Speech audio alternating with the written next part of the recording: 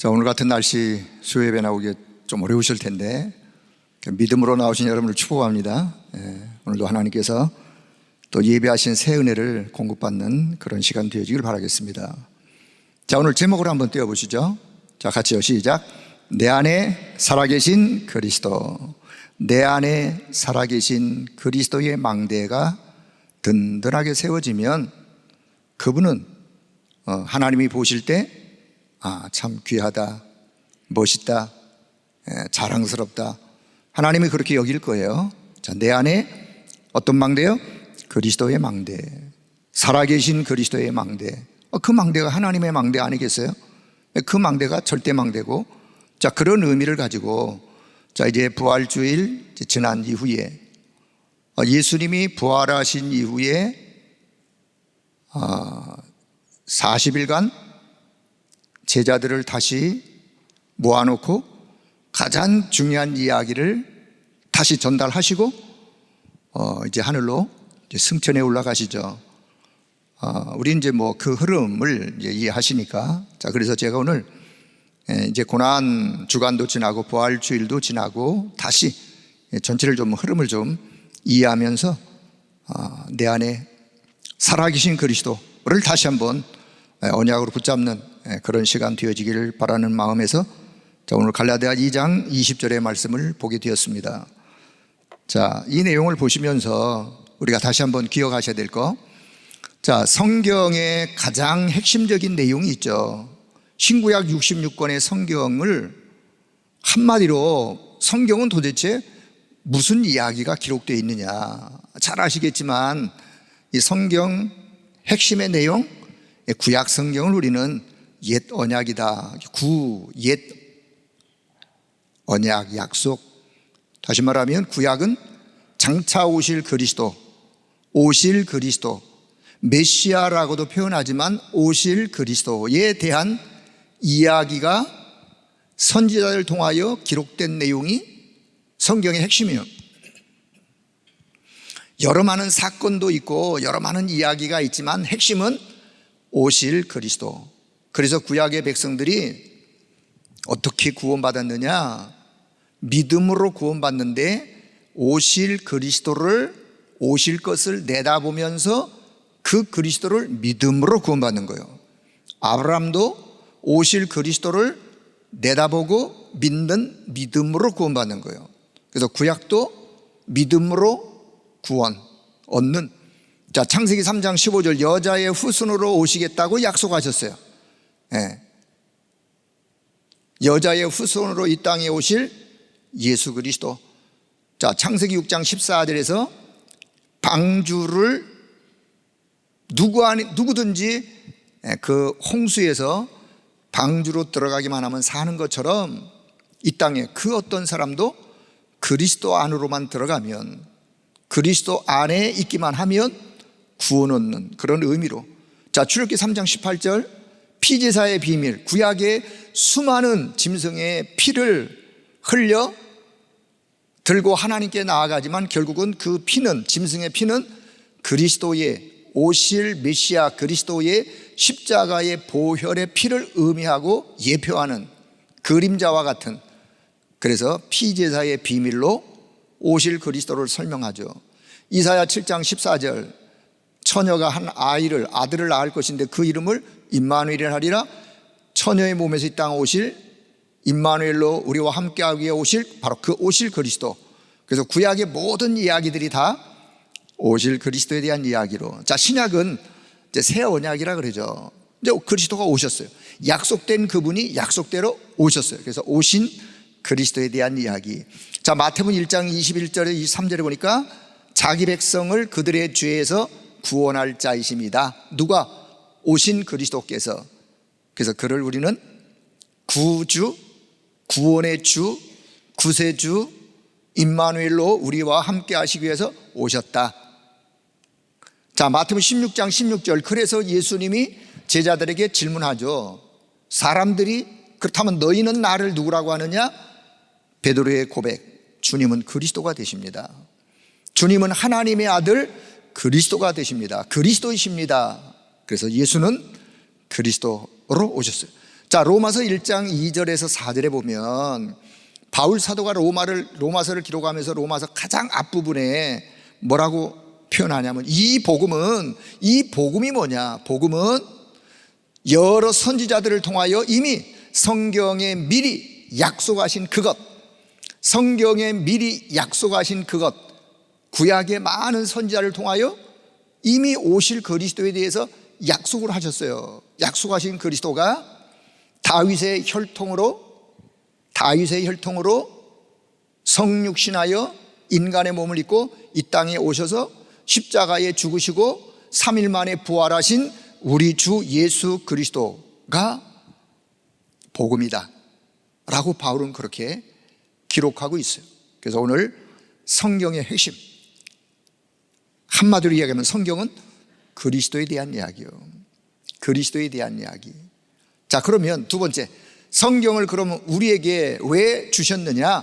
성경을 우리에게 주신 목적, 이유, 하나님이 여러 선지자를 통하여 성경을 기록하게 한 목적이 있을 것인데, 그 목적을 요한복음 20장 31절에서는 이렇게 기록합니다. 내가 이것을 기록함은, 사도 요한이 요한복음을 기록하면서 내가 이것을 기록하는 것은 예수가 하나님의 아들 그리스도이심을 믿도록 하기 위하여, 예수가 하나님의 아들 그리스도라는 사실을 믿도록, 그리고 그 이름을 힘입어 생명을 얻도록. 목적은 두 가지요. 예수가 그리스도이신 사실을 믿어라, 믿도록. 그러니까 믿으면 누구든지 생명을 얻는다. 생명. 어떤 생명? 영원한 생명. 하나님과 소통할 수 있는 영적인 생명. 왜요? 원래 그 생명을 우리가 창세기 1장 27절, 28절, 2장 7절에서 가졌는데 창세기 3장 사건을 통해서 잃어버렸어요. 죄와 허물로 죽음으로 인하여 잃어버렸어요. 잃어버린 그 생명을 그리스도가 이 땅에 오셔서 누구든지 그리스도를 통하여 하나님이 주시는 참된 생명을 얻도록, 그 생명 가지고 하나님 누리는 삶을 살도록, 이게 성경을 우리에게 주신 목적이에요. 우리는 성경을 통해서 예수란 분이 하나님의 아들 그리스도이시구나, 그 그리스도를 믿으면 생명을 얻는구나, 생명을 얻는 말, 다른 말로 구원을 얻는 거구나, 이게 성경이 우리에게 주는 목적이죠. 자, 요한복음 3장 16절, 성경의 요절 같죠? 하나님이 세상을 이처럼 사랑하사 독생자를 주셨으니 누구든지 그 독생자 그리스도를 믿는 자, 믿기만 하면 하나님의 자녀가 되어지고 영생을 얻는다. 그래서 하나님의 사랑은 독생자를 이 땅에 보내셨고, 누구든지 그를 믿기만 하면 믿는 자 영생을, 생명을 얻는, 성경의 핵심이에요. 핵심. 자, 요한복음 5장 24절, 내 말을 듣고 또 나 보내신 그분을 누구든지 믿기만 하면 믿는 자 영생을 얻었고 사망에서 생명으로 옮겨졌느니라. 심판에 이르지 아니하고 사망에서 생명으로, 바로 그 생명, 그 영생. 그래서 보내신 그분을, 보내신 자 그분, 보내서 이 땅에 오신 그분을 누구든지 믿기만 하면 믿는 자 생명 얻는, 믿도록 해서 생명을 얻도록 하는. 자, 그래서 우리는 물론 예수 안 믿는 분도 성경을 읽는 분들이 계세요. 그런데 아무리 성경을 많이 읽어도 이 내용을, 요 핵심을 잃어버리면 많이 읽은 게 별 의미가 없어요. 한 번을 읽더라도 요 의미를 발견하고, 그래서 성경을 통해서 내가 예수란 분이 그리스도로, 하나님이 보내신 그리스도로, 내가 그분을 믿음으로 내가 생명을 얻고 구원을 얻는. 그래서 주 예수를 믿으라 라고 하나님의 말씀은 이 땅의 많은 사람들에게 하나님이 보내신 그리스도를 믿도록 말씀하시는. 자, 서론제 세 번째, 그렇다면 나의 주인 되신 그리스도는 어떤 분이냐? 지난주 강단에서도 계속 말씀에 반복이 됩니다. 나의 주인, 여러분이 오신 그리스도를 내 인생의 주인으로 믿기를 바랍니다. 내 인생의 주인으로 내가 그분을 모셔야 되는 거예요. 손님으로 모시는 게 아니라 내 인생의 주인으로. 그게 영접이요, 그게 믿음이에요. 내 인생의 주인 되신 그리스도, 그분이 도대체 나와 어떤 관계고 어떤 분이냐 그 말이에요. 자, 이걸 외우려고 하지 마시고 의미를 이해하세요. 이미 그리스도는 영세전부터 계셨어. 저와 여러분이 이 땅에 태어나기도 전에 이미 영원전부터 그리스도는 계셨던 분이기 때문에 영세전 그리스도. 자, 여기다 어떤 성경을 좀 자, 저하고 여러분하고 조금 차이점이 있다면 어떤 메시지가 나오면 그 메시지를 근거할 성경 구절을 찾는 게 제가 그냥 습성상 뒤에는 더 있어요. 그래서 영세전 그리스도를 성경에 많은 부분이 있겠지만 요한복음 1장 1절 2절 태초에 말씀이 계시니라 이 말씀이 곧 하나님과 함께 계셨는데 이 말씀이 곧 하나님이시라. 태초에 계셨던 바로 그분, 영세전에 영원전에 계셨던 그분. 그래서 저와 여러분의 영원한 문제, 저와 여러분의 영원한 문제를 영세전 그리스도가 해결하시는, 나와 상관도 여러분 아무 상관없는 영세전의 문제가 저와 여러분에게 있다고 말이에요. 그 문제를 누가? 영세전 그리스도께서 해결하시는.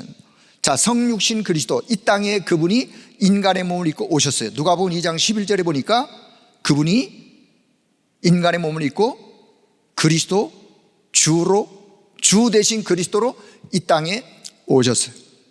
그래서 그분이 오심으로 인하여 나의 과거의 문제, 우리 가문의 문제, 오래된 문제, 모든 사람에게 다 있는데 그리스도가 성육신하여 이 땅에 오셔서 내가 그분을 구주로 영접하는 순간 나의 과거, 우리 가문의 모든 문제가 흑암으로부터 빠져나오는 거예요. 그게 성육신하신 그리스도예요. 그래서 성육신하 이 땅에 오신 그리스도를 우리는 영적으로 그분을 만나셔야 돼요. 만나는 길 대신 그리스도를 내 안에 모셔야 돼요. 영접, 믿어야 돼요. 그때 나의 과거의 오래된 문제가, 가문의 문제가 해결되고 치유되지는. 자, 부활하신 그리스도, 그리스도께서 부활하셨어요. 고린도서 15장 4절, 성경대로 죽으시고 성경대로 부활하셨다. 오늘의 지금의 문제가 있는데 지금의 어떤 문제가 있더라도 정말 부활하신 그리스도의 그 언약을 붙잡고 기도하면 누가 역사하느냐? 성령께서 역사하시는 거예요.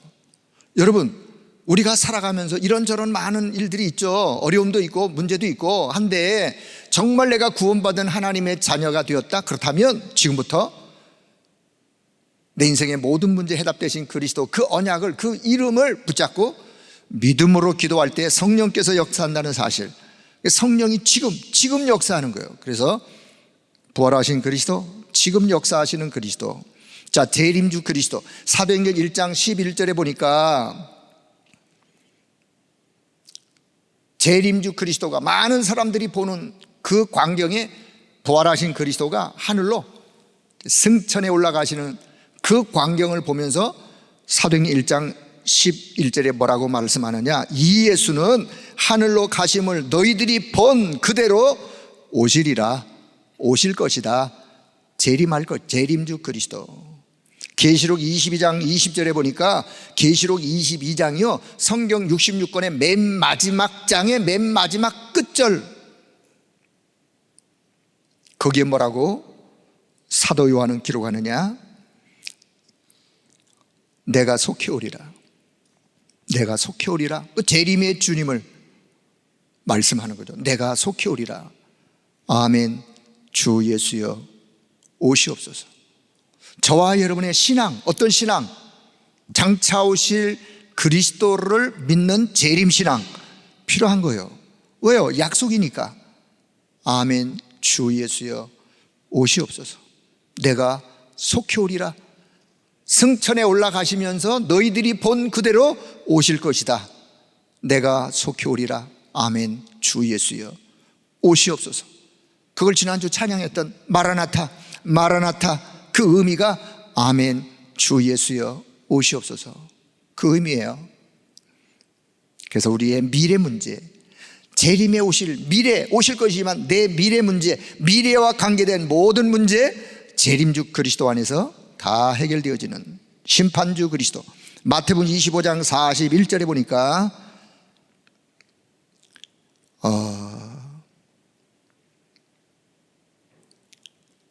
장차 이제 마지막 때에 말세에 일어날 일들을 마태복음 25장에 기록하는데, 자,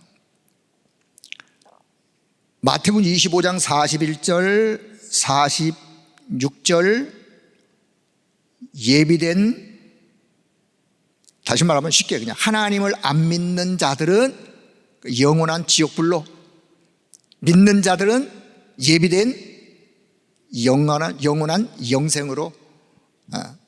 그래서 자, 계시록 20장 14절 15절에 보면 생명책에 기록되지 못한 자들은 불못에 던져지는데 이것이 바로 둘째 사망이라. 둘째 사망이라. 결국은 생명책에 기록되지 못한 불못에 던져지는 자, 둘째 사망에 이르는 그 둘째 사망이 영원한 지옥. 그러나 그리스도 안에 있는 자 영원한 천국으로. 심판주 그리스도가 오셔서 심판하는 거예요. 양과 염소를 가르듯 영원한 천국, 영원한 지옥으로 내세의 문제까지도 심판주 그리스도가 해결하시는. 그래서 여러분 그리스도를 나의 주인으로 믿고 그 그리스도의 의미를 언약으로 붙잡기를 바랍니다. 자, 그러면 자, 본론으로 가서 첫째, 그리스도의 십자가 사건을 다시 한번 조명해 볼게요. 자, 십자가의 처형은요, 저 이스라엘의 십자가의 처형은 가장 극악한 처형이에요. 가장 극악한 죄수를 처형할 때 십자가의 처형으로. 근데 예수님이 십자가의 처형을 받았어요. 뭔 죄가 있길래, 뭔 큰 얼마나 무슨 살인죄를 졌길래. 그게 아니에요. 결국은 잘 들어보세요. 자, 그리스도의 보혈의 피 흘리심과 죽으심은, 자, 이 설명하기 전에 십자가 처형은 가장 잔인하고 혐오스러운 형벌이었어요. 어떤 형벌이었느냐? 온 몸을 벗긴 채 가장 수치스러운, 그러니까 수치스러움을 다 당하고 온갖 비방. 어떤 비방? 그 밑에 있는 사람들이요, 온갖 비방을. 왜? 예수님의 이 십자가 그 위에다가 뭐라고 죄패를 썼느냐 하면 자칭 그리스도, 가짜 그리스도, 너는 네 자칭 그리스도, 만약에 네가 그리스도라면 십자가에서 내려와 봐라. 그런 어떤 조롱, 멸시, 천대. 그 사람들이 얼마 전에 어떤 사람들이었느냐? 오병이어의 떡을 얻어먹던 사람들. 예수님이 예루살렘 입성할 때 종려나무를 길가에서 흔들면서 호산나 호산나 다윗의 왕으로 오시는 이여 막 열광하던 그들이었어요. 그들이 며칠 사이에 예수님을 조롱하고 비방하고 침을 뱉고. 그런데 예수님은 그 극악한 고통 속에서도 물 한 방울 피 한 방울 다 쏟으시면서 그분이 십자가의 처형. 왜 그분이 십자가의 처형을 당하셨나? 그리스도의 보혈의 피, 그 흘리심과 그 죽으심은 저와 여러분의 나의 모든 죄를, 저와 여러분의 모든 죄를, 창세기 3장의 그 죄를 누구도 해결할 수 없는데 그 죄를, 죄의 그 형벌을 예수님이 대신 받으신 거예요. 마태복음 20장 28절 대속물로 주기 위하여, 대속물로, 대신 죄를 속하는 제물로 주님이 십자가의 형벌을 당하는 그 일로 인하여 저와 여러분의 모든 죄가 죄 사함을 받는. 그래서 그리스도의 고난, 죽으심은 저와 여러분의 나의 모든 죄의 형벌을 용서하시기 위한 대속물의 죽으심이었다. 그래서 저와 여러분의 저주 재앙이 끝나버리는, 그리스도의 십자가의 속죄의 제물로 인하여 저와 여러분의 모든 저주 재앙이 끝나는 그래서 저와 여러분이 구원받은 것은요, 은혜로 구원받지만 값싼 구원이 아니에요. 여러분, 믿으면 구원받는다. 아니, 그렇게 그 구원받는 게 그렇게 쉽습니까? 나는 그런 구원이라면, 이렇게 말하는 분도 있는데, 진짜 구원은요, 값으로 환산할 수 없으니까 그냥 은혜로만, 공짜로. 그 공짜라는 그 의미에 값싼 게 아니라 그리스도의 십자가의 고난과 죽으심은 값비싼 죄의 형벌을 대신 받아야 되는데, 우리가 그리스도가 대신 짊어지신 값진 구원이란 말, 아주 귀한 구원이다. 로마서 6장 23절, 죄의 삭은 사망이요, 죄의 대가는 죽음이요. 죽음. 그 죽음은 영적인 죽음이요. 그래서 그 삭으로 저와 여러분이 죽었는데 그리스도가 십자가에서 대속의 제물이 되어 주심으로 우리가 그리스도 안에서 새로운 생명을 얻게 되어지는. 자, 요한일서 3장 8절에 보니까 죄의 세력을 잡은 자 마귀를 멸하시는, 그리스도의 십자가 사건을 통해서 죄의 세력을 잡은 자 마귀를 멸하시기 위해 오셔서 십자가에서 그 일을 이루신. 누가복음 23장 43절에 보니까 주님이 십자가에서 온 몸에 피와 물을 다 쏟고 그 팔레스틴의 떼약빛에서, 그 얼마나 육신적으로 본다면, 그분이 물론 하나님의 아들 그리스도이시지만 육신적으로 육을 갖고 있는 그분이 그 처참한 사건, 그 좌우편에 강도가 달렸어요. 근데 한편 강도는 예수님을 향하여 막 조롱합니다. 네가 그리스도냐? 그러면 너하고 우리하고 구원해봐라. 그러나 한편 강도는 주 예수여, 나는 죄인입니다. 나를 기억해 주세요. 그때 예수님이 누가복음 23장 40절 43절, 그 죽음의 순간 한 영혼을 구원하시는 그리스도의 사랑을 보이세요. 그래, 오늘 내가 나와 함께 낙원에 있으리라. 그 강도가 교회를 다녔습니까? 뭐 헌금을 했습니까? 전도를 했습니까? 무슨 올바른 행위를 했습니까? 구원은 그런 게 아니에요. 여러분, 구원은 절대적인 하나님의 은혜로, 값없이 하나님의 절대적인 은혜로, 그 한편의 강도가 마지막 순간이지만 주 예수여, 나는 죄인입니다. 나를 기억해 주세요. 그래, 너에게는 그리스도가 필요해. 오늘 나와 함께 낙원에, 하나님이 예배해 놓으신 천국에 나와 함께 가자. 그게 구원이에요. 그래서 여러분, 한 생명이요, 운명하는 그 마지막 순간까지도 가장 살아있는 게 천각이라 그래요. 이건 뭐 의료원들 한번 여쭤보세요.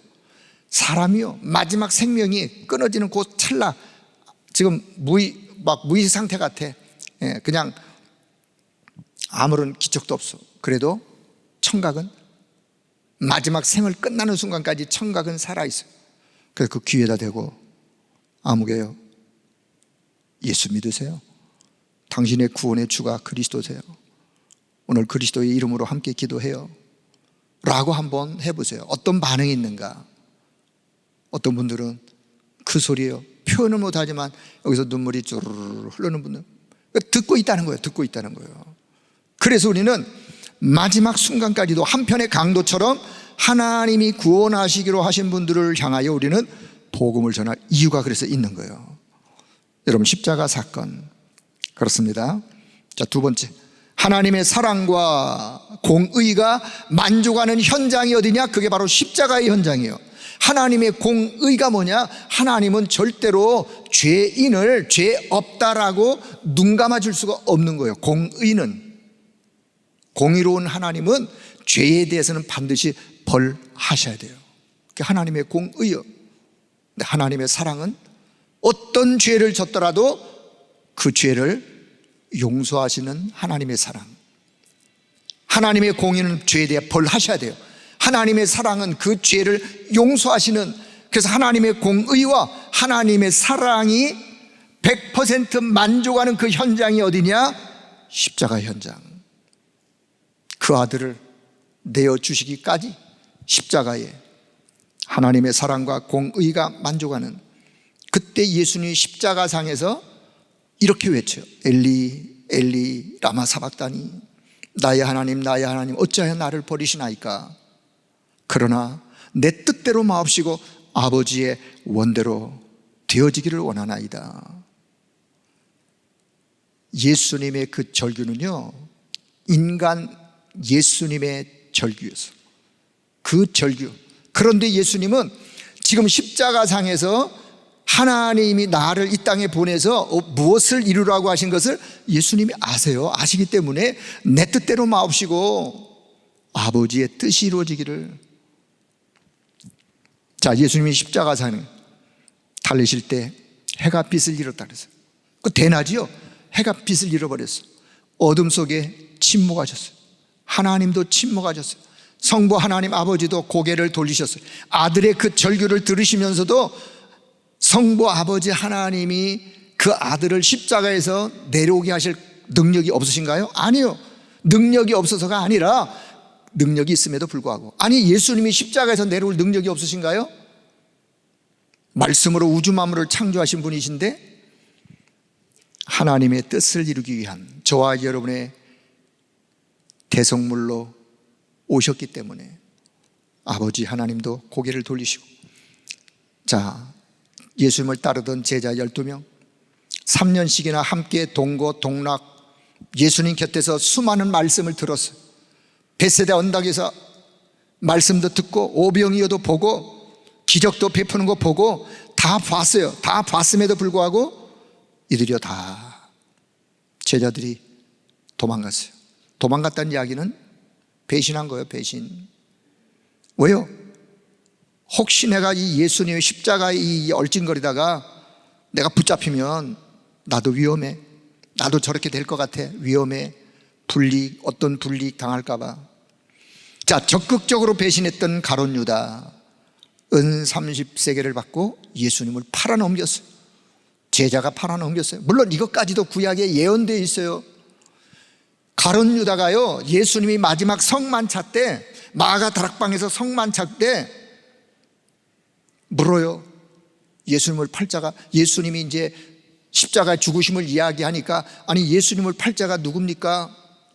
마침 그때 가룟 유다의 손이, 그 떡을 집는 그 손이 지금 나와 내 곁에 이 떡그릇에 함께 손을 넣은 자니라 라고 이야기해 줬음에도 불구하고 가룟 유다는 돈에 눈이 멀은 거죠. 아니, 밑에서 그런 충동하는 사람들의 유혹에 넘어간 거죠.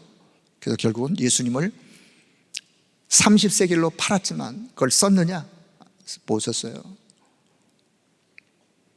결국은 예수님을 팔아넘긴 가룟 유다 스스로 목을 매어 자살했다고 성경은 기록되어 있어요. 자, 소극적으로 배신했던 제자들, 다 도망간 제자들도 소극적으로 배신.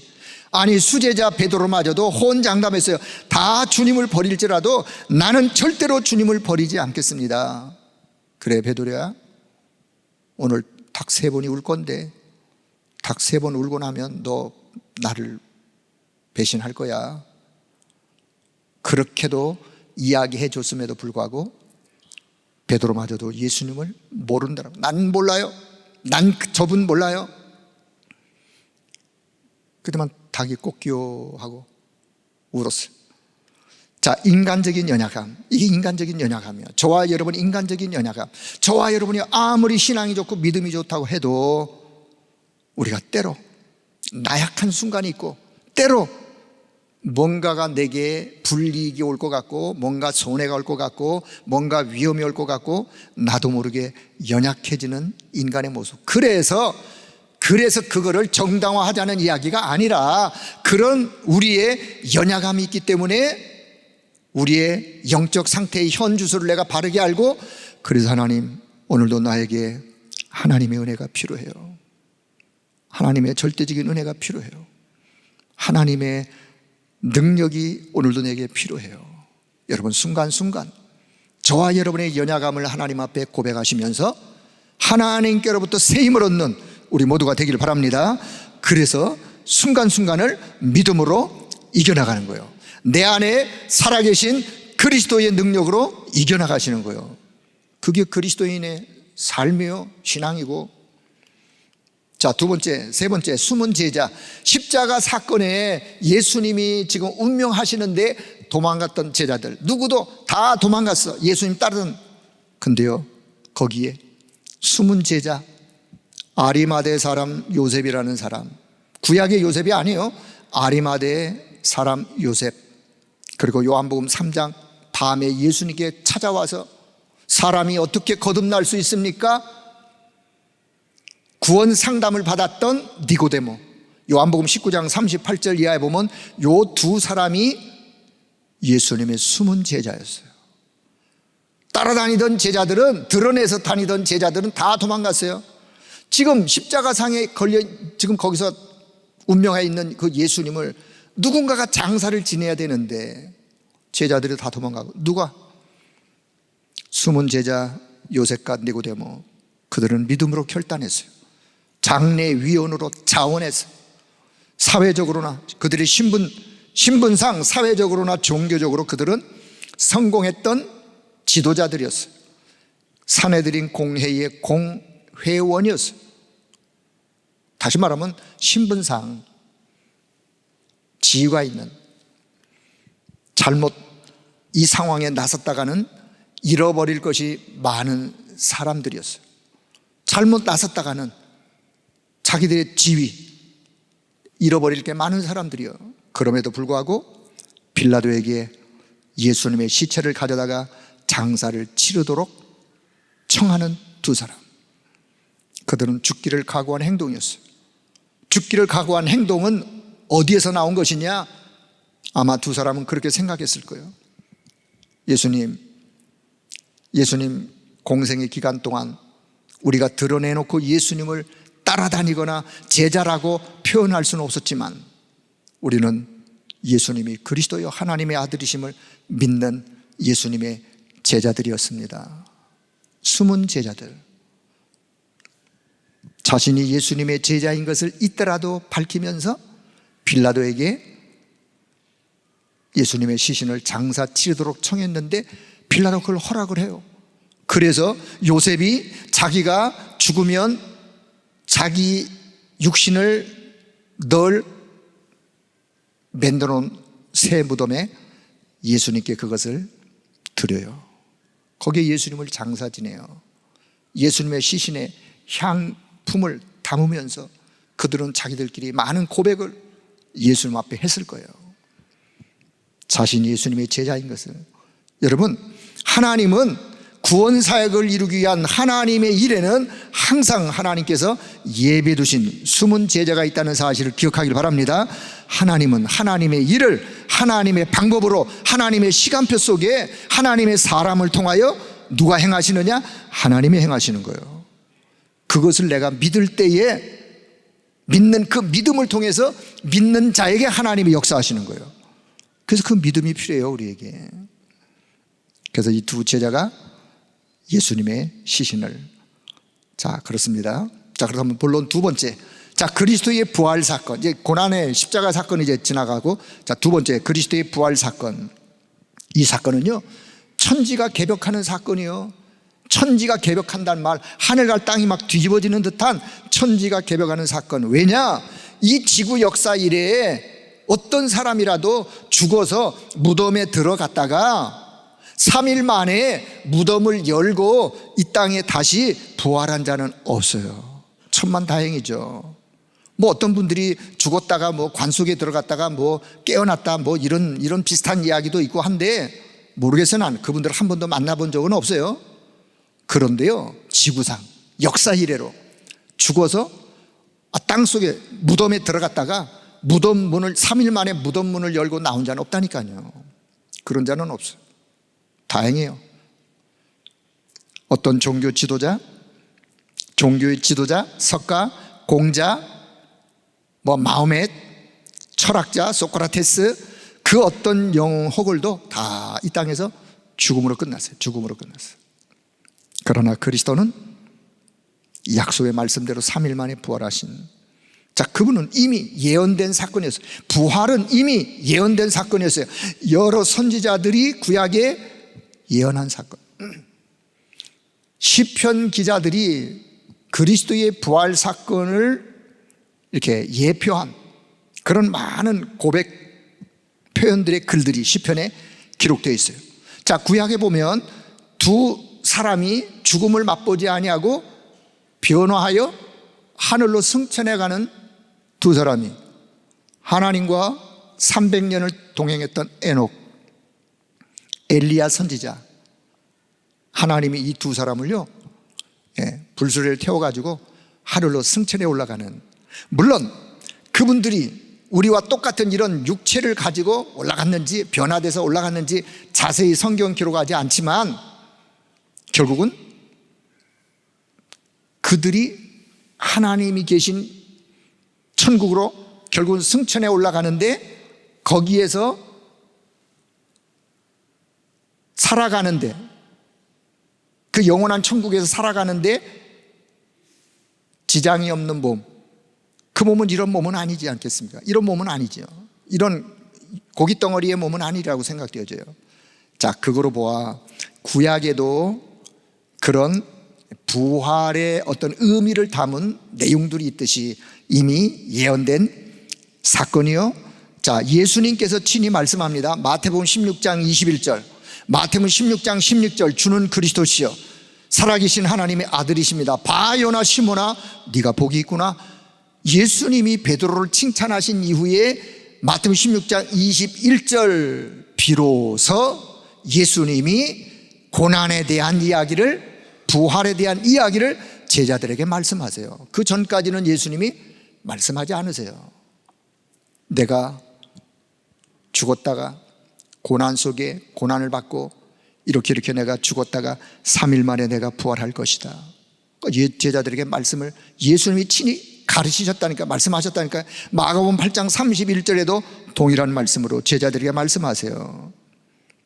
더 중요한 거, 마태복음 28장 6절에 부활한 이후에 제자들이, 막달라 마리아들이 그 예수님이 계셨던 그 무덤으로 갔는데 거기에 나타났던 천사가 뭐라고 말씀하느냐? 그가 여기 계시지 아니하고 말씀했지 않느냐? 말씀하신 대로 뭐라고요? 살아나셨느니라. 말씀하신 대로. 그래서 저와 여러분, 우리가요 하나님의 말씀을 잘 들으셔야 돼요. 하나님의 말씀을 이쪽으로 듣고 이쪽으로 흘러보내는, 안 듣는 것보다 낫지만 하나님의 말씀을 제자들에게 이미 말씀했음에도 불구하고 제자들이 예수님이 죽고 난 이후에 어디로 갔다고요? 다 도망갔다니까요. 베드로도 고기 잡으러 갔어요. 아, 나 옛날로 돌아갈래, 고기 잡으러. 자, 부활은 하나님의 약속의 말씀 성취, 약속의 말씀 성취, 하나님의 계획 성취. 그렇습니다. 고린도서 15장, 시간 없으니까 고린도서 15장을 여러분이 한번 읽어보세요. 고린도서 15장을 한번 읽어보면, 고린도 부활장이기도 한데 너무너무 죽음의 사망 권세를 잡은 자, 사단의 세력을 깨뜨려 승리하신 그리스도, 그래요, 그분의 부활로 인하여 사망의 세력을 잡은 자, 사단의 세력이 깨트려지는 거예요. 사망아, 네가 쏘는 것이 어디 있느냐? 너가 쏘는 것은 죄인데 그 죄의 문제를 그리스도가 해결하셨어요. 로마서 8장 2절, 죄와 사망의 법에 매여서 일평생 종노릇 해야 되는데 우리를 거기서 해방하셨어요. 부활하심으로 인하여, 십자가와 부활로 인하여 죄와 사망의 법에서 우리가 해방되어지는, 그렇습니다. 자, 이 부활 사건이 나에게 주는 의미는 어떤 의미가 있느냐? 여러분, 부활 사건, 만약에 그리스도의 부활이 없다면, 고린도서 15장을 쭉 읽어보시면요, 만약에 그리스도의 부활이 없다면 15장 13절에 19절, 고린도서 15장 13절 19절, 모든 것이 헛것이다 라고 표현해요. 모든 것이 헛것이다. 뭐가 헛것이냐? 우리가 전파하는 것도 헛것이요, 거짓 증언하는 거예요. 거짓 증인이요. 우리가 전파하는 것도 예수가 그리스도시고 그분을 믿으면 구원받고, 이것도 다 헛것이 되어진다. 믿는 것도 헛것이요, 여전히 우리가 죄 가운데 있을 것이요, 그리스도 안에서 잠자는 자도 다 망한 자들이요, 더욱 우리가 불쌍한 자로다. 만약에 그리스도의 부활이 없으면 이렇단 말이에요. 자, 그런데 감사하게도 고린도서 15장 그 뒤에 20절 22절에 보니까 이 그러나라는 단어가 이게 아주 참 어마어마한 단어예요. 앞에 있는 모든 내용을 그냥 뒤집어 버리는 거예요, 한순간에. 그러나 그리스도께서 다시 살아나사 잠자는 자들의 첫 열매가 되셨다. 그리스도 안에서 모든 사람이 삶을 얻게 되었다.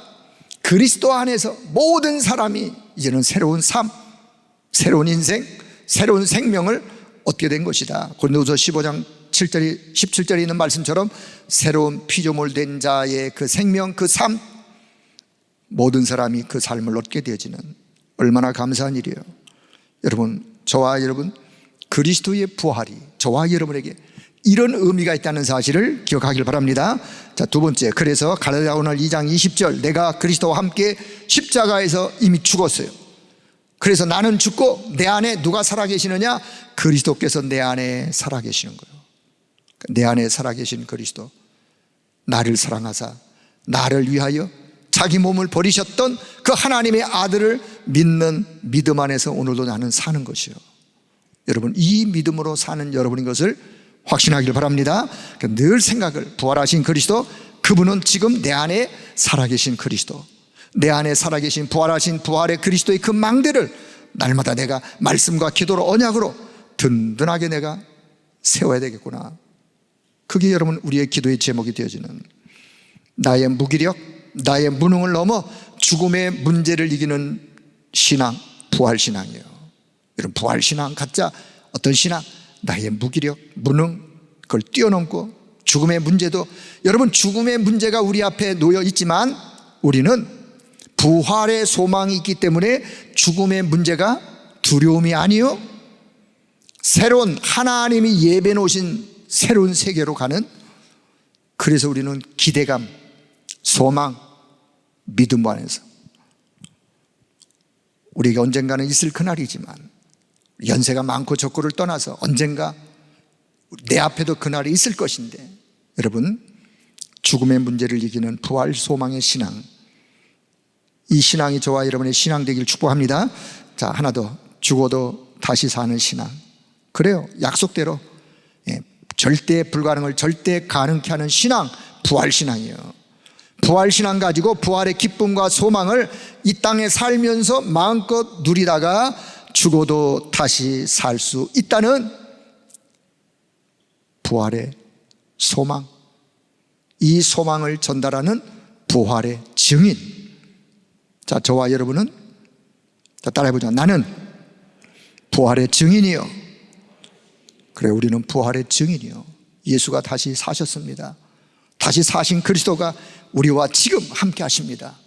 내 안에, 당신 안에 살아계신 그리스도로 함께 하십니다. 부활의 증인. 자, 세 번째, 그래서 나의 미션을 천명, 소명, 사명으로 받는 나의 미션. 여러분, 부활 메시지, 예수님이 부활하신 이후에 부활 메시지는 그냥 지나가는 메시지가 아니에요. 저와 여러분이 평생 언약으로 붙잡을 메시지예요.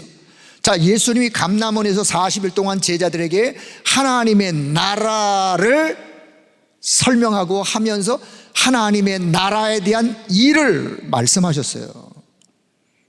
40일 동안 하나님의 나라의 일을 말씀하셨다니까. 도대체 그러면 하나님의 나라의 일이 뭘까요? 그게 부활 메시지 핵심이에요. 마태복음 28장 16, 20절, 모든 족속으로 제자를 삼아라.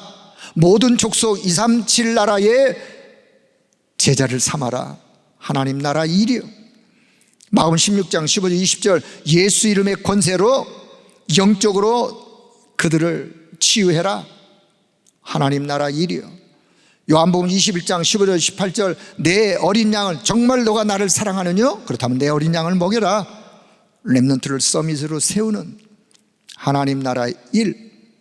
이게 오늘날 우리 교회가, 전 세계 교회가 회복해야 될 세 가지 뜰, 237, 치유, 서밋. 이 단어가 어디서 나왔느냐? 여기서 나온 거예요. 여기서. 예수님의 부활 메시지, 지나가는 메시지가 아니라 하나님 나라의 일이요.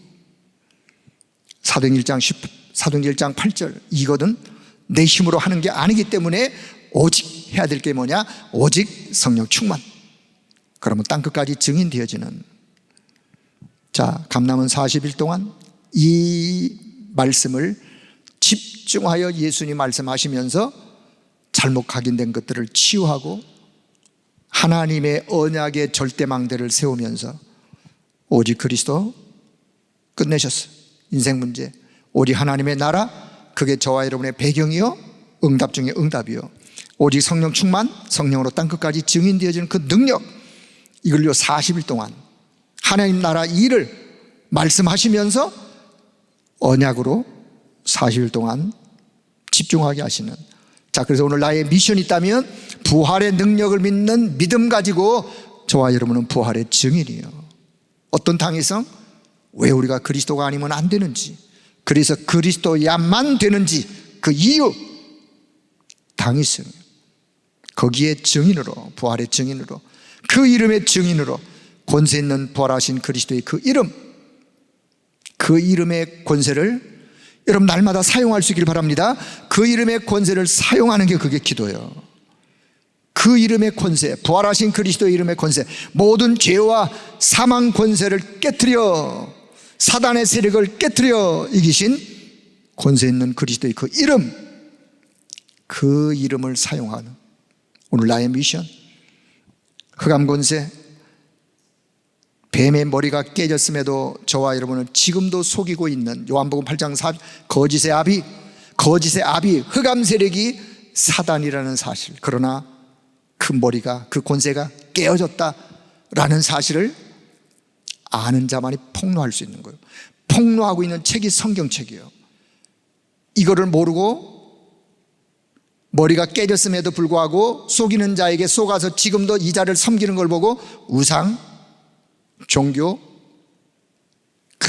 신전을 지어놓고 섬기면서 저와 여러분의 미션, 부활의 능력을 믿는 믿음 가지고 이들에게 부활의 소망을, 부활의 증인으로, 어둠의 현장에 빛을 밝히는 망대로, 온 세상이 흑암으로 어둠으로, 어둠의 이 현장에 빛을 밝히는 망대, 빛의 망대요, 파수망대요. 그 망대로, 그 망대가 플랫폼이요, 플랫폼. 그 망대로 올 수 있도록 언약 성취의 말씀 속으로 안내하는 안테나로. 비유를 들은 거예요. 의미를 이해하세요. 그래서 오늘도 하나님은 저와 여러분을 현장 살리는 하나님의 사람들로. 자, 결론 말씀 맺겠습니다. 하나님이 주신 중요한 것을 이제 내 안에 담기를 기도하는 7망대. 그래서 하나님이 주신 것으로 내 안에 담는 7망대로 세워지고, 망대가 세워진 자들이 가야 될 순례자의 길 7여정을, 그리고 가면서 하나하나 여정표, 이정표의 응답을 받아 누려가는. 그래서 이 응답을 누려갈 3집중을 하자. 이것이 각인되도록 3집중, 아침에, 낮에, 밤에.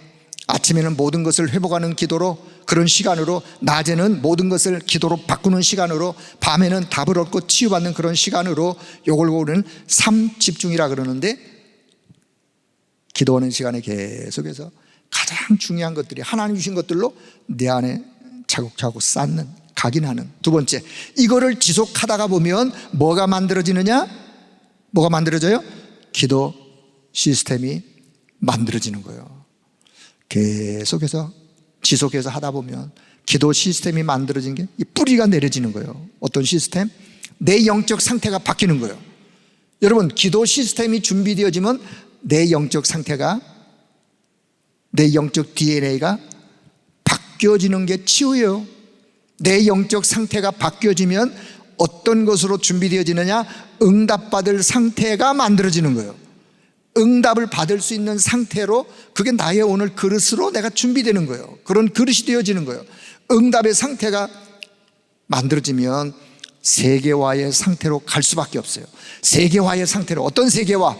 이게 저와 오늘 여러분의 가치관이에요. 저와 여러분의 세계관이에요. 그래야 너희가 모든 족속으로 가서 모든 족속에 제자를 삼아라, 모든 족속으로 가라, 237을 향하여 라는 말씀이 이해되는 거예요. 이 세계화의 상태가 되어져야. 그래서 뿌리 내려지다 보면, 그래서 그것을 적용하는 게 보고 우리가 금토일 시대를 열자, 적용하기 위해서 금토일 시대 교회 안에 세 가지 뜰, 체질이 삶을 바꾸고 우리의 체질을 바꾸는, 그래서 이 시대를 향한 하나님의 마음, 저는 이렇게 이해합니다.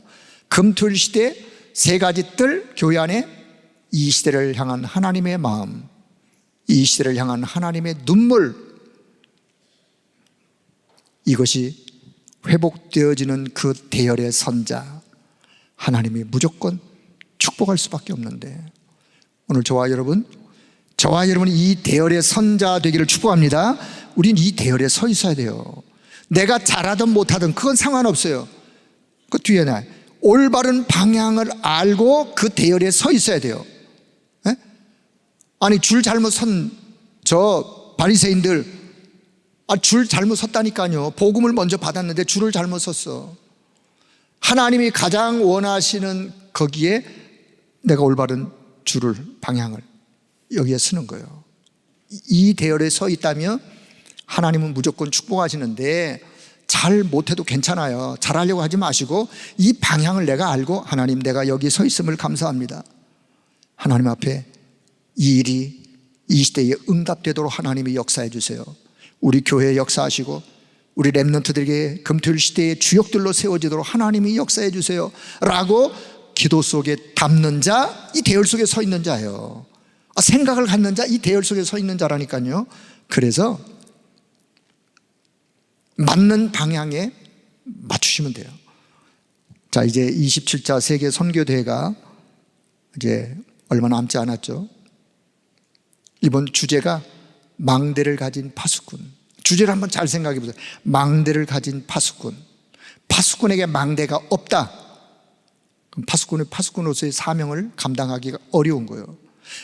파수꾼은 어디 있어야 파수꾼의 위치에 있는 것이냐? 망대를 가지고 있어야. 그러면 망대를 가진 파수꾼, 어떤 망대를? 우리가 지금까지 받았던 말씀들을 이제 세계에서 선교사 대회에 오는 선교사들, 또 세계 제자들, 이미 우리는 이 메시지가 이만큼 나갔는데 그들은 다시 또 정립해가지고 세워야, 보내야 되기 때문에. 그래서 여러분, 세계 선교대회를 두고 망대를 가진 파수꾼들로 우리 모든 선교사, 모든 사역자 일꾼들이 세워지도록 하나님이 역사해달라고 기도해 주시고, 자, 결론 중에 결론. 오늘 저와 여러분 안에, 내 안에 살아계신 그리스도. 한순간도 잊지 말길 바랍니다.